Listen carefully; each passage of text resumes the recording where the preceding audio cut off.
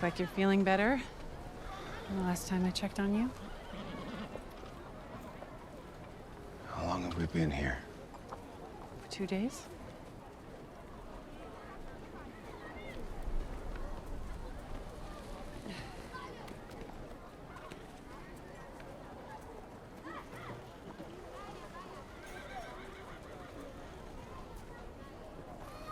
So, while I was dying, you went through my I took it immediately when I thought you were dead on the trail.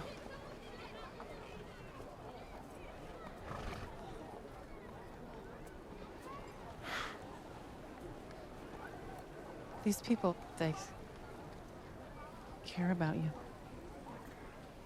They've been very kind to us.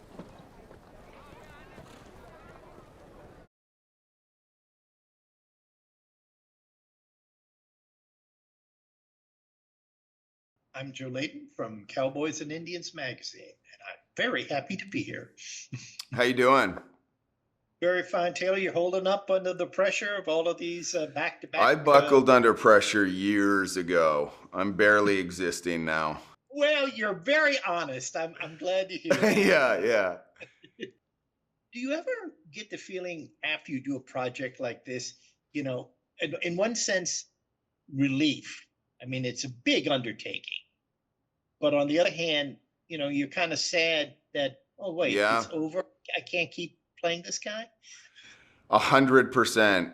I mean, you kind of nailed it. It was a beautiful experience with the people I shared it with, and honestly, there's beats of that in the research and whatnot that has changed my life for the better. But I also, on the physical side, you break your foot, get a bone cut out of it. You're in a boot for 12 weeks during the shoot, and you just need to just calm your brain and just maybe feel or go back to your life. Because you do sacrifice so much, and that's a part of the job, and that's why that job better be worth it. And this one was, it's been incredibly educational for me. And it really was to serve a story like this, a role of a lifetime. These kind of shows don't really get made anymore. The tone, the story, and obviously the people you're working with. What does Peter Berg do to earn your trust as an actor? I think on both sides it's earned, right? I think anyone who gives you these opportunities, which are massive ones, you don't take lightly. And so there's an innate feeling that you have that you want to service the story and service his confidence in you. And I hope as a storyteller as well that I challenge him and keep him on his toes through ideas, through showing him who Isaac is or whoever. We've done so many projects together and from Lone Survivor that has changed my life as well. And so I think it's built over time, to be honest, and it's earned. And every time we do another project, like Painkiller was probably the most fulfilling thing I've ever done, just because it was so personal to me. But every project, you kind of start at zero again with an underlying trust, obviously, from the time we've had. But you want to prove yourself again that he's right to trust you with this role and responsibility. Well, now you've been on horseback before, but unless you're John Wayne or James Stewart, it's a new horse for every project. Truly. Yeah. I had 4 horses on this one. Yeah, one was Banana Bread, was the blonde horse and then Rio, Sombrero, and I can't remember the 4th. But I still need work, believe it. It's like my double is so incredible. I don't think if I trained 10 years with the same horse, I'd be at JJ Dashnaw, my doubles level. He breaks in wild horses. Like, it's incredible. And it's funny, it's like the older you get, the more or less ego you have. Like when I'm in my 20s, and I've been working with JJ 14 years. In my 20s, I'd be like, no, man, get off, let me do it. And then now, like with a broken foot and knowing how good JJ is, I'm like, Jay, you want to do this? Will you do this, please? So it's changed, you know. You got to just let your ego go, and he's gonna make me Isaac look better than anything I could do, no matter how much training I had. But he was incredibly supportive. The Wranglers were incredible. Like, it's pretty humbling when you're like in this big boot post-surgery and you got to get off this horse like you're about to kill 10 people. And I have Wranglers off camera holding me because I can't put weight on my right foot. And then they like let me go softly onto the ground, and then I get back into the scene. But it was such a team effort. And the horsemanship for me, especially a guy who is raised Shoshone, I should be better than everybody. So I wasn't one, but in the show, I was lucky enough to have amazing people. So have you have worked here or elsewhere, worked along some people who went, no, you really don't know that much about horses, do you? You know what's scary though, is when the horse knows you're shit.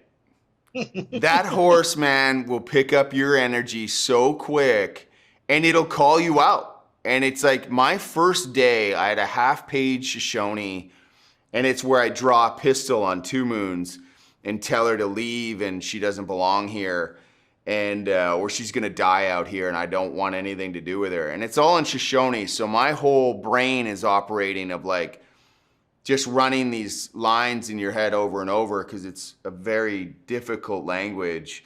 And I'm not thinking about the horse. So first take, we're on this narrow trail and banana bread, and I'm just supposed to follow this trail, and the camera guy, or A-cam, is reverse riding the horse with his camera on me, pulling me. And first take, it's obviously a massive deal. It's like day one, everyone's nervous, finding their groove. My banana bread just literally goes off the trail into a ditch and starts eating this plant. And I'm supposed to be like this badass, Shoshone raised, just warrior.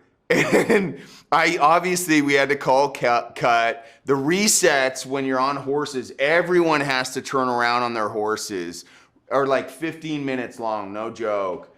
And so the whole rhythm of that scene was just like, we haven't even said a line yet, and we're on hour 2.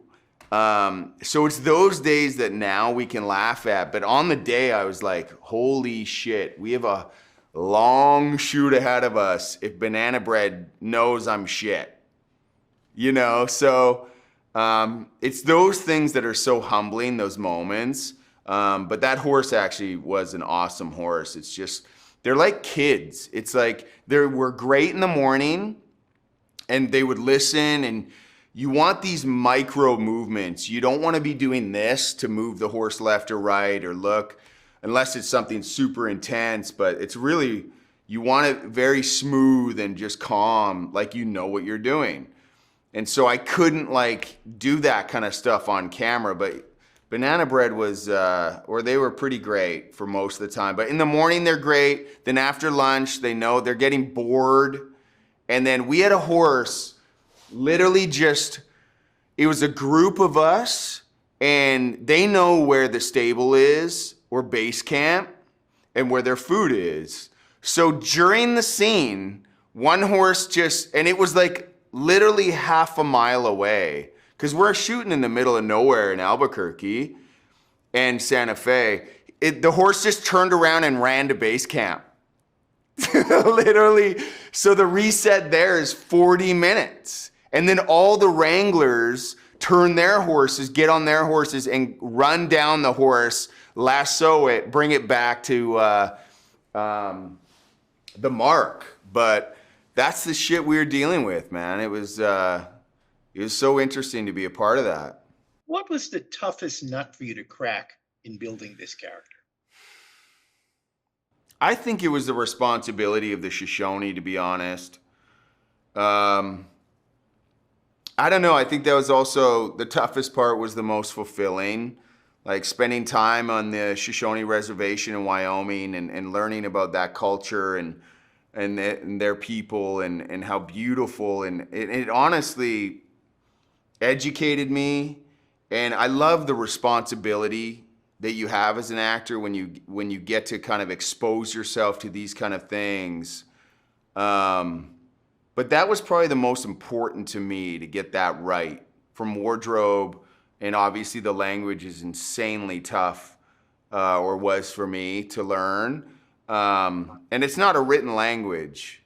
They're literally writing it right now. So their language is passed down generationally. And the woman who was teaching me Shoshone was the one responsible for making it a written language.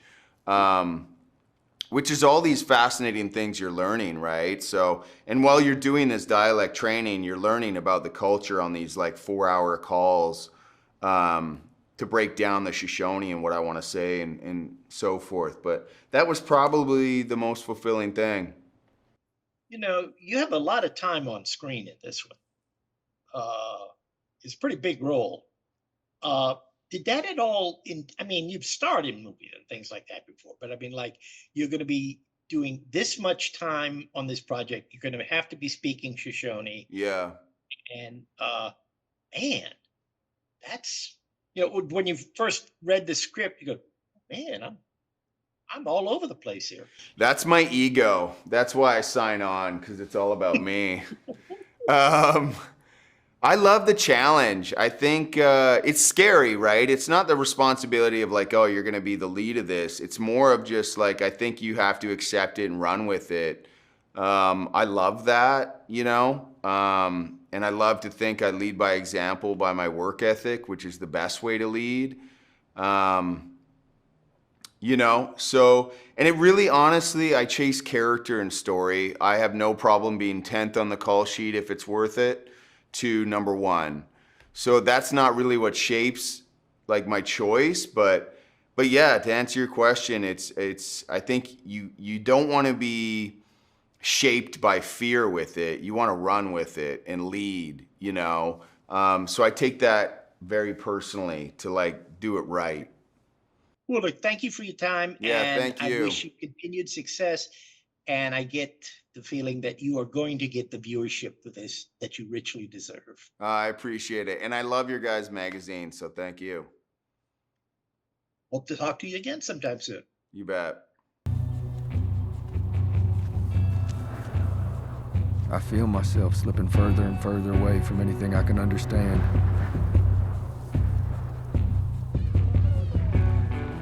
Peace and innocence are losing a battle to hatred and fear. Peace is now the great shrinking minority.